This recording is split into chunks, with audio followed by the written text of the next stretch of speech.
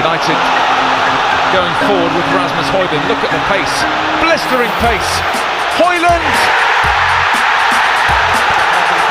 Special moment, special goal. Paul Scholes kecam cara bermain Casemiro. Paul Scholes geram melihat permainan Casemiro, khususnya saat Manchester City mendapatkan gol keduanya. Gelandang Manchester United itu disebut bertindak kriminal.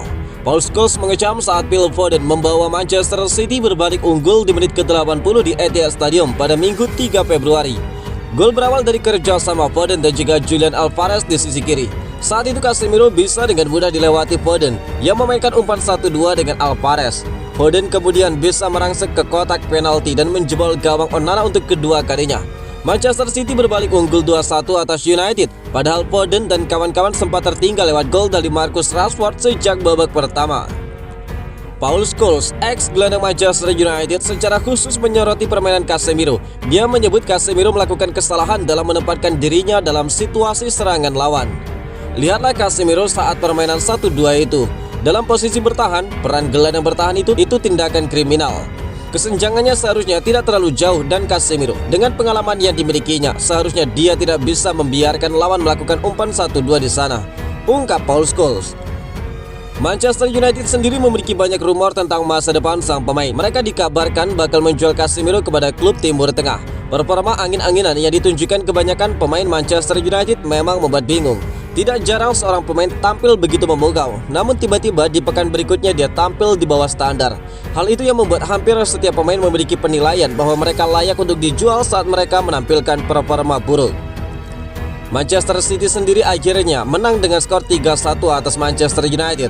Erling Haaland menambah 1 gol di menit akhir dan membawa Manchester City terus bersaing di papan atas klasemen Liga Inggris dan terus membuktikan bahwa Manchester United belum bisa menaklukkan Manchester City untuk derby Manchester. Tidak ada klub yang bersedia membayar setengah dari harga Antony. Penilaian Antony turun lebih dari setengahnya, kurang dari 2 tahun setelah dia bergabung dengan Manchester United dari Ajax Amsterdam dengan nilai 86 juta pound sterling. Pemain Brazil itu bergabung dengan The Red Devils pada September 2022 dan sang pemain begitu kesulitan beradaptasi dengan permainan Inggris sejak saat itu. Sekarang setelah 2 musim yang cukup mengecewakan, ada pembicaraan bahwa dia bisa meninggalkan United di jendela transfer mendatang. Kehadiran Ineos Group bisa menjadi penyebabnya. Meskipun penilaian harga dari Antony dilaporkan turun lebih dari 50%, tetapi Football Insider melaporkan bahwa saat ini tetap tidak ada klub di Eropa atau Timur Tengah yang bersedia membayar setengahnya dari biaya yang dikeluarkan United untuk membawanya ke Old Trafford. Ini adalah penandatanganan yang mendatangkan banyak kritik terhadap Erik ten Hag.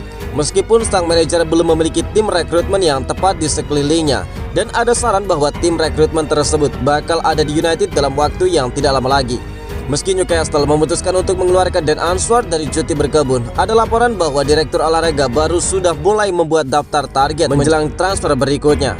Fakta bahwa tidak ada klub yang menunjukkan minat pada Antony adalah sisi buruk dari masa lalu Manchester United.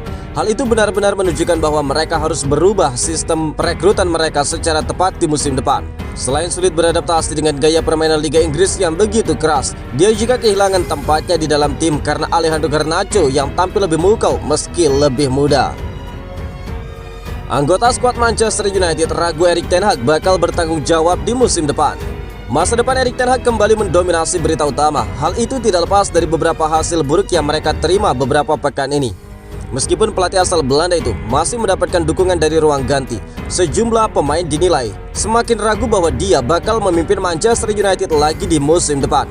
Menurut Daily Mail, banyak orang di skuad Manchester United percaya kemungkinan pemilik baru Sir Jim Ratcliffe dan juga grup Ineosnya bakal membuat perubahan di akhir musim dengan memecat Erik ten Hag. Hal ini menunjukkan bahwa rencana tersebut mungkin sudah ada di pikiran mereka untuk ten Hag yang belum menerima dukungan publik dari Ratcliffe. Wartawan Chris Weller mengungkapkan bahwa meskipun ten Hag bersikeras bahwa dia sependapat dengan Sir Jim Ratcliffe dan direktur olahraga Ineosnya, Sir Dave Bracewell merasa selaras dengan mereka karena adanya percakapan positif. Dia mengaku kepada staf pelatih dan juga agen bahwa dia tidak memiliki jaminan atas masa depannya di Old Trafford. Namun artikel tersebut juga menyatakan bahwa Erik ten Hag bisa saja mendapatkan kesempatan tinggal di Old Trafford jika dia mampu memenangkan Piala FA. Atau seandainya tidak, dia bisa membawa Manchester United lolos ke Liga Champions musim depan. Keduanya merupakan permintaan besar dan cukup sulit terwujud bagi tim yang sedang melalui musim yang sulit. Salah satu keluhan terbesar dari ruang ganti datang dari intensitas latihan ten Hag. Ada banyak rumor yang mengatakan bahwa konsep latihan yang diusung oleh Erik ten Hag cukup keras. Sedangkan banyak pemain yang merasa mereka cukup kelebihan beban, namun dengan hasil di atas lapangan yang belum positif. Kurangnya kejelasan bisa menjadi masalah bagi ten Hag. Ini bukanlah lingkungan yang mudah untuk bekerja tanpa dukungan dari orang-orang di atas mereka. Peluang Amrabat bertahan di Manchester United. Sofyan Amrabat melakukan blunder yang berujung gol saat Manchester United takluk 1-3 dari Manchester City. Kecil peluang baginya untuk bertahan di Old Trafford di musim depan. Amrabat dipinjam dari Fiorentina pada musim panas lalu. United membayar 9 juta euro untuk mendatangkan gelandang bertahan asal Maroko tersebut dengan opsi dipermanenkan senilai 20 juta euro plus bonus hingga 5 juta euro.